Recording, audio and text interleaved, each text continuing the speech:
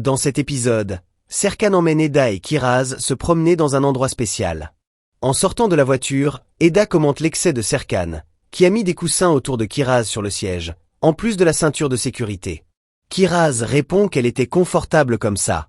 Serkan répond qu'il voulait un espace confortable pour Kiraz, en utilisant des coussins et d'autres articles pour garantir sa sécurité. Il explique que tout ça n'est qu'une précaution. Pendant qu'ils passent du temps ensemble, Kiraz pose des questions sur plusieurs choses autour d'eux. Elle demande à Serkan et Eda de s'embrasser et ça finit par arriver par un jeu de Kiraz. Déjà le soir, Serkan passe du temps avec Kiraz et Eda, il essaie de les mettre à l'aise. Il prévient qu'il y a à manger et du jus d'orange si elle a faim plus tard. Ensuite, Kiraz demande à Serkan de raconter une histoire pour la distraire. Il explique qu'il ne connaît pas beaucoup d'histoires, mais qu'il en existe une qu'il aime beaucoup, parce qu'elle lui a été racontée par quelqu'un qu'il aime beaucoup, beaucoup. Serkan commence alors à raconter l'histoire d'Apollo. Selon lui, Apollo était quelqu'un qui vivait en pensant constamment à l'avenir. Un jour, il rencontre une jeune femme et lui demande son nom. Eda aide à raconter l'histoire. Elle dit que la jeune femme répond qu'elle n'est pas une princesse, mais juste une personne ordinaire. Avec le temps, Apollo tombe amoureux d'elle et décide qu'il veut l'épouser. Pour la convaincre, il insiste plusieurs fois jusqu'à ce que la jeune femme accepte enfin sa proposition. Cependant, peu après, Apollo réalise un grand problème. Il est immortel, alors que la jeune femme est mortelle. Cela signifie qu'elle vieillirait et mourrait un jour, alors que lui continuerait à vivre. Sans savoir comment gérer la situation, Apollo décide de partir. Avant de s'en aller, il demande à sa bien-aimée de l'attendre et promet qu'un jour il reviendra. La jeune femme continue sa vie en attendant le retour de l'homme qu'elle aime. Le temps passe, mais elle ne perd pas espoir. En attendant, elle finit par se transformer en une fleur céleste. Longtemps après, Apollo revient et cherche la femme qu'il aimait. Plein de regrets, il demande pardon de l'avoir abandonnée. Sa bien-aimée ne répond pas avec des mots. Au lieu de ça, elle lui offre une branche de cerise. Face à ce geste, Apollo fait une promesse importante. Il jure qu'il n'aura plus jamais peur et qu'il n'abandonnera plus jamais qui il aime. Après avoir terminé l'histoire, Kiraz commente que l'histoire est très belle et que la nuit est magnifique. Serkan répond que la nuit ne fait que commencer. Il leur demande de regarder le ciel et de profiter du moment. Ensuite, Eda demande à Kiraz de faire un vœu en observant le ciel nocturne et demande aussi à Serkan d'en faire un. Il répond qu'il va le faire en regardant avec tendresse Eda et Kiraz. Au restaurant des fées, Melek dit à Burak qu'elle a fait le rapport et informe que le document a déjà été classé, mais doit encore être transmis à la comptabilité. Pendant la conversation, Burak se rappelle d'un match qui aura bientôt lieu et décide d'inviter Melek. La tante d'Eda encourage Melek à aller au match avec Burak. Melek reste sans réaction et trouve l'invitation étrange. Elle demande qui d'autre y va. Burak répond qu'il pensait que Kerem participerait aussi, mais qu'il n'y va pas. Quand elle découvre que Kerem n'y va pas, Melek répond qu'elle n'y va pas non plus. Effé se demande pourquoi Melek insiste là-dessus et lui demande d'aller au match avec Burak. La situation se transforme rapidement en dispute. Melek affirme qu'elle n'a jamais montré d'intérêt pour les matchs et demande si on l'a déjà vue dans un stade ou suivant des matchs. Elle laisse clairement entendre qu'elle ne souhaite pas y participer et qu'elle ne comprend pas la raison de l'invitation.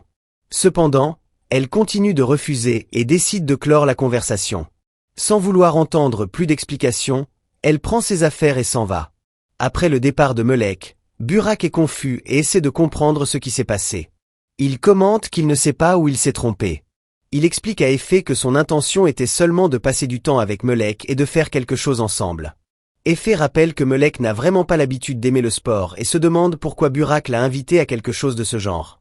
Burak explique alors qu'il avait vu Melek jouer au football avec des enfants ce matin-là même. C'est pour ça qu'il avait cru qu'elle pourrait aimer ce sport et avait imaginé que l'invitation serait bien reçue. Cependant, le résultat fut le contraire de ce qu'il attendait. Pendant qu'elle écoute Burak parler, Effé se plaint que Melek l'a laissé seule avec tout le travail. Après avoir passé une agréable soirée ensemble, Eda et Serkan parlent calmement de l'avenir et de Kiraz. Eda le remercie pour le moment qu'ils ont partagé et dit qu'elle était très heureuse. Serkan répond qu'il est aussi satisfait et observe que, pour la première fois depuis de nombreuses années, il voit tout le monde vraiment bien. Pendant la conversation, les deux arrivent à la conclusion qu'ils peuvent élever leur fille de façon mature et responsable, sans interférer constamment dans la vie l'un de l'autre. Serkan laisse clairement entendre qu'Eda pourra voir Kiraz chaque fois qu'elle le souhaitera. De la même façon, il affirme que la petite pourra aussi rester chez lui chaque fois qu'elle le voudra. Malgré l'atmosphère de compréhension, il reste encore une question en suspens concernant les familles des deux. Serkan commente qu'il doit parler avec sa mère de la question de la garde de Kiraz. Eda, de son côté, dit qu'elle essaiera de parler avec sa tante pour la calmer et éviter de nouveaux conflits. Ensuite, Eda exprime un doute. Elle comprend pourquoi sa tante est fâchée avec Serkan, mais n'arrive pas à comprendre la raison pour laquelle la mère de celui-ci a aussi des problèmes avec elle. Serkan explique que sa mère croit qu'Eda a été abandonnée par lui. Selon lui, c'est la version à laquelle elle a toujours cru. Serkan ajoute que sa mère sait à quel point il l'aimait, et c'est justement pour ça qu'elle n'arrive pas à accepter l'idée que ce soit lui qui ait décidé de mettre fin à la relation. En entendant ça, Eda comprend mieux la situation. Elle considère l'interprétation erronée, mais reconnaît qu'il sera difficile de convaincre sa mère du contraire. En pensant à une solution, Eda suggère que chacun parle avec la famille de l'autre. Elle propose de parler avec la mère de Serkan, pendant qu'il essaie de parler avec sa tante. Selon elle, cet échange pourrait aider à diminuer les tensions et à clarifier les malentendus. Serkan est d'accord avec l'idée, et les deux se souhaitent bonne chance l'un à l'autre avant de suivre leur chemin. Peu après, en remarquant que Kiraz est encore réveillée, Eda demande si la petite ne devrait pas être en train de dormir. Ensuite, l'enfant est appelé pour qu'elle rentre, car il commence à se faire tard. Ainsi, la soirée se termine dans une atmosphère de tranquillité, avec Eda et Serkan montrant leur volonté de résoudre les conflits familiaux et de trouver une façon équilibrée de s'occuper de leur fille ensemble. Le lendemain matin, Eda va chez Aydan, la mère de Serkan, pour essayer de parler et de régler quelques conflits du passé. Dès qu'elle l'accueille, Aydan lui demande pourquoi elle est venue si tôt et lui demande de dire vite la raison de sa visite. La conversation se tourne rapidement vers les événements qui ont marqué la séparation d'Eda et Serkan. Eda rappelle que les deux ont traversé beaucoup de situations difficiles au fil des années. Aydan se souvient principalement de la période où Serkan a affronté une grave maladie et affirme que, à cette époque, Eda ne permettait pas qu'elle s'approche de son fils. Eda essaie de se défendre et explique que ce n'était pas elle qui empêchait le rapprochement. Selon elle, Serkan lui-même s'était éloigné des gens et ne voulait recevoir ni visite ni contact avec la famille. Elle affirme qu'il ne permettait à personne de s'approcher. Aydan, cependant, continue d'exposer son point de vue. Elle dit qu'Eda était la personne la plus importante dans la vie de Serkan, sa famille et son grand amour. Elle accuse ensuite Eda d'avoir transformé son fils en quelqu'un de froid et distant. Eda nie l'accusation et se demande si elle croit vraiment qu'elle avait l'intention de causer une quelconque souffrance. Cependant, Aydan insiste qu'elle n'arrive pas à voir la situation autrement. Elle se rappelle que, pendant la maladie, Serkan appelait constamment le nom d'Eda et souffrait beaucoup de son absence. En entendant ça, Eda est surprise, car elle ne connaissait absolument pas ce détail du passé. Elle admet qu'elle n'a jamais su que Serkan avait traversé cette souffrance. Aydan affirme alors que maintenant qu'Eda est aussi mère, elle pourra peut-être mieux comprendre la douleur qu'elle a vécue en voyant son fils dans cette situation. Eda est d'accord qu'elle comprend ce sentiment et explique que c'est justement pour cette raison qu'elle a décidé de la chercher. En essayant de clore les discussions sur le passé, Eda dit qu'elle croit que les événements anciens doivent rester derrière eux. Elle souligne qu'en ce moment, il existe quelque chose de plus important qui doit unir tout le monde, le bien-être de Kiraz et la nécessité de construire une cohabitation plus harmonieuse entre les familles. Pendant qu'Eda continue la conversation avec Aydan, Kemal arrive avec les papiers de l'audience sur la garde de Kiraz.